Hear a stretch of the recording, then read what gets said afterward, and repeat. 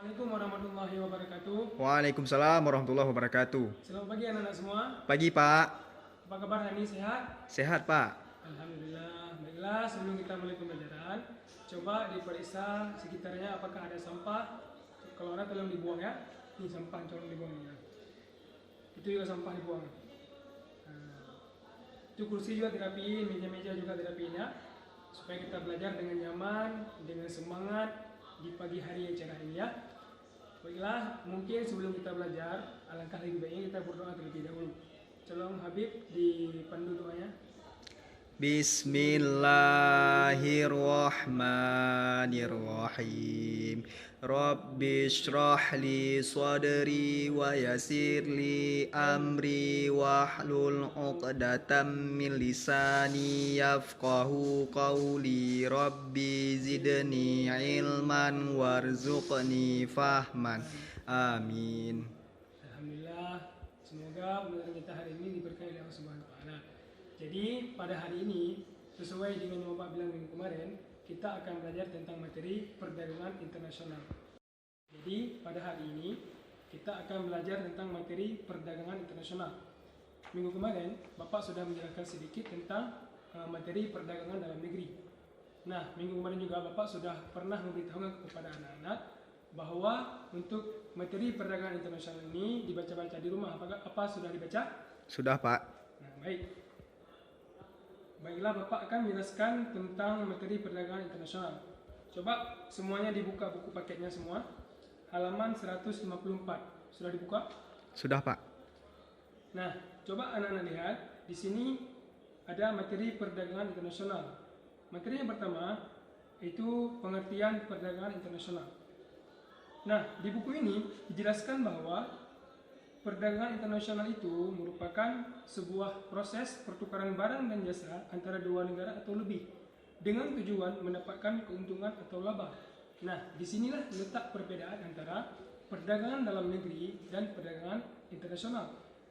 Perdagangan internasional ini merupakan suatu proses pengiriman barang ataupun jual beli barang yang dilakukan antar negara, antara satu negara dengan negara yang lain dengan tujuan untuk memperoleh keuntungan atau laba. Nah, berikut coba anak-anak perhatikan di tabel ini ada perbedaan antara perdagangan dalam negeri dan perdagangan internasional. Coba diperhatikan, yang pertama itu ada kalau perdagangan dalam negeri, kegiatan dilakukan dalam wilayah suatu negara. Nah, jadi sesuai dengan yang Bapak jelaskan minggu kemarin, perdagangan dalam negeri itu dilakukan dalam suatu koridor wilayah atau dalam satu negara, antar kecamatan, antar provinsi, dan antar daerah yang masih dalam suatu negara. Adapun perdagangan internasional itu dilakukan dalam wilayah antar negara, cakupannya lebih luas. Misalnya antara kita dengan Cina, dengan Rusia, dengan Amerika, dan sebagainya. Nah, perbedaan yang kedua, perdagangan dalam negeri, pembeli dan penjual cenderung bertemu atau interaksi secara langsung. Nah, misalnya anak-anak pergi ke pasar, itu kan terjadi interaksi jual beli antara penjual dan pembeli secara tatap muka langsung. Adapun internasional itu, perdagangan internasional, pembeli dan penjual itu tidak bertemu secara langsung. Bisa jadi lewat email ataupun lewat media sosial ataupun lewat telepon dan sebagainya, tidak bertemu secara tatap muka seperti di perdagangan dalam negeri.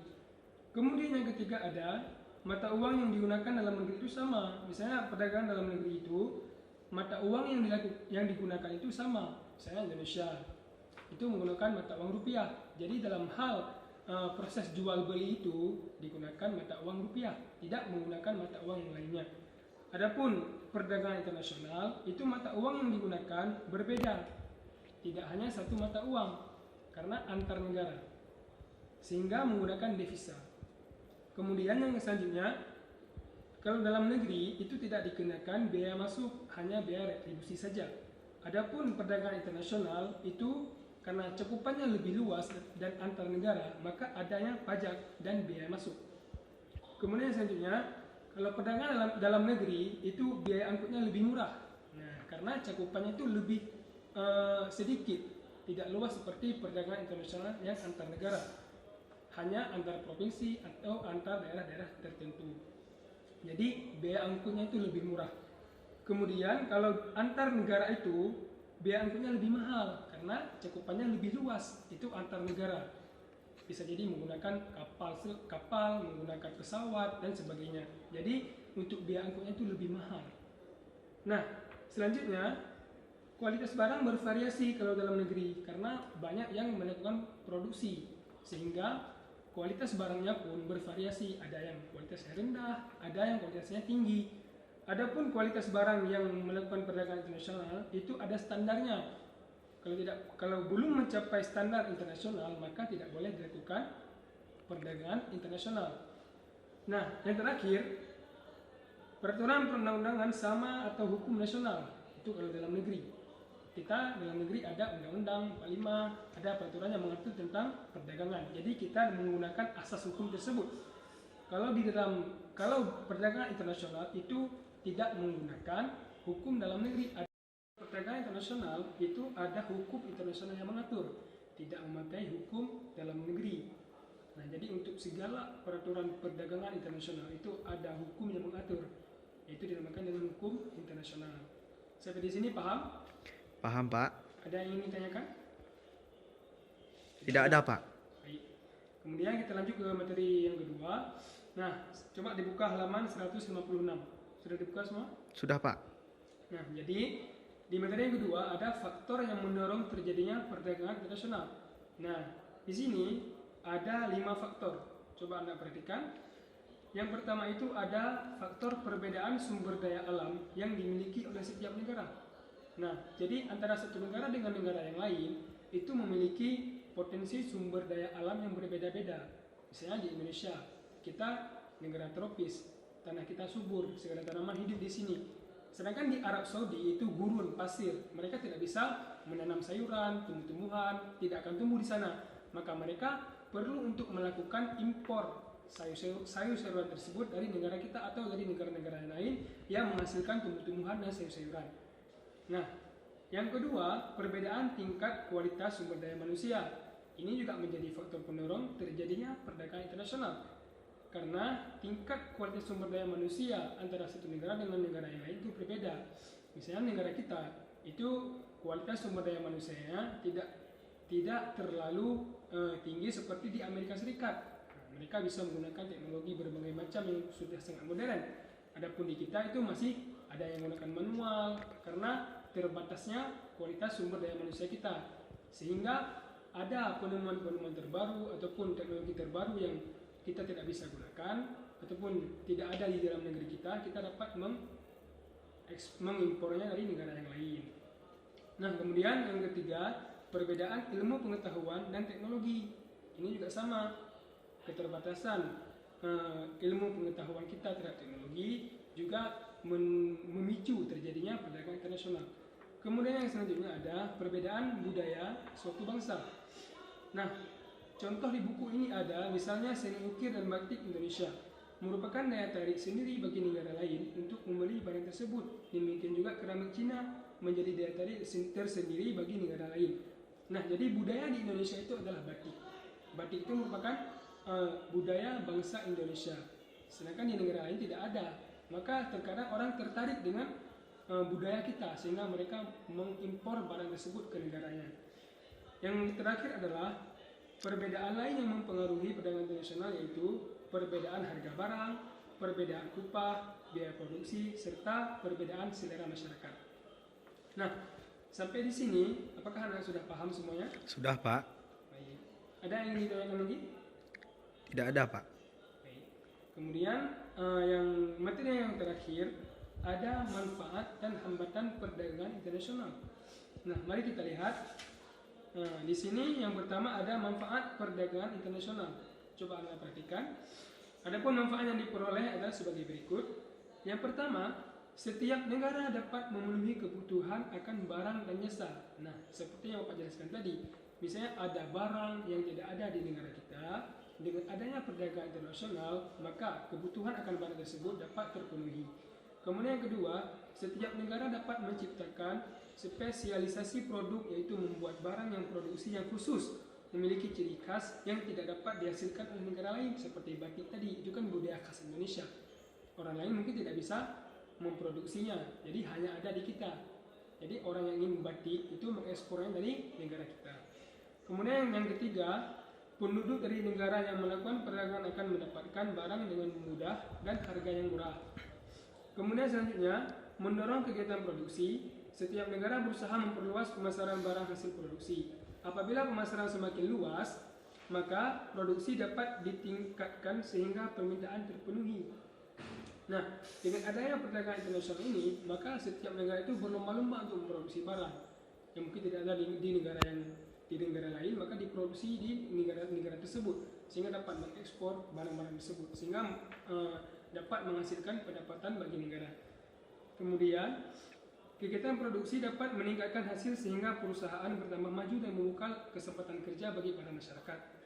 Kemudian pendapatan negara juga meningkat dengan adanya devisa hasil ekspor tadi. Kemudian mendorong kemajuan ilmu pengetahuan dan teknologi karena masing-masing negara ingin meningkatkan kualitas dan kuantitas barang. Nah, dengan adanya perdagangan internasional ini, para negara itu berlomba-lomba, mereka saling terus menambah ilmu pengetahuan dan teknologinya, sehingga mereka berlomba-lomba untuk menjadi negara yang adikuasa sehingga dapat menguasai berbagai macam aspek pasar di dunia ini sehingga mereka dapat mengekspor barang mereka ke negara-negara yang membutuhkannya. Kemudian terakhir, mendorong pertumbuhan ekonomi dan menyerap banyak tenaga kerja sehingga dapat mengurangi pengangguran. Nah, dengan adanya perdagangan internasional tadi, banyak perusahaan yang membutuhkan banyak pekerja sehingga para pekerja di Indonesia itu, para anak-anak muda dapat bekerja sehingga dapat mengurangi pengangguran. Adapun hambatannya, coba Anda perhatikan di halaman 158. Untuk hambatan perdagangan internasional, coba Anda perhatikan di halaman 158. Di sini ada beberapa hal atau faktor yang menghambat terjadinya perdagangan internasional. Yang pertama itu ada yang namanya proteksi. Ini merupakan kebijakan untuk melindungi produk dalam negeri atau disebut dengan kebijakan proteksi. Contohnya, pemerintah Indonesia yang mengenakan tarif tinggi untuk impor kain yang berasal dari Cina agar harga barang kain tersebut menjadi mahal sehingga kain yang dihasilkan oleh Indonesia harganya lebih murah. Nah, jadi tarif biaya yang digunakan oleh pemerintah Indonesia dalam mengimpor kain dari Cina itu dibuat dengan tarif yang tinggi sehingga ketika masuk ke Indonesia barang tersebut jadi mahal sehingga masyarakat tidak membelinya. Masyarakat lebih memilih untuk membeli kain di dalam negeri, yaitu kain hasil produk dari Indonesia, sehingga dapat menjaga barang yang ada dalam negeri tersebut. Yang kedua ada kebijakan namanya kuota. Kebijakan ini dilakukan untuk membatasi jumlah ekspor dan impor barang dari suatu negara. Nah, terkadang suatu negara itu mengeluarkan kebijakan yang disebut dengan kuota, yaitu membatasi sehingga dari luar negeri tersebut dibatasi jumlahnya, sehingga tidak masuk secara semena-mena ke negeri tersebut. Ada batasan yang mengatur tentang kuota barang tersebut. Kemudian yang selanjutnya ada namanya tarif. Kebijakan ini merupakan kebijakan pajak atas barang impor dan ekspor. Terkadang tarif ini juga sangat mahal sehingga menghambat terjadinya perdagangan internasional. Yang terakhir ada namanya politik dumping. Apa itu politik dumping? Adalah kebijakan menjual barang di luar negeri dengan lebih murah daripada dalam negeri. Ini merupakan kebijakan politik dumping namanya. Jadi barang yang dihasilkan diimpor dari luar negeri itu dijual dengan murah dibandingkan dengan barang yang ada di dalam negeri, sehingga dapat mematikan juga perdagangan yang ada di dalam negeri tersebut. Jadi dari materi yang sudah Bapak paparkan tadi tentang materi perdagangan internasional, apakah Anda sudah paham semuanya? Sudah, Pak. Apakah ada yang ingin bertanya? Tidak ada, Pak. Baiklah, kalau tidak ada yang ingin bertanya, maka pesan Bapak kepada kalian semua, nanti di rumah tolong dibaca-baca lagi materi tentang perdagangan internasional supaya kalian dapat memahaminya dengan baik dan kalian dapat menjadi insan yang terpelajar. Sekian pembelajaran kita hari ini. Bapak akhiri. Assalamualaikum warahmatullahi wabarakatuh.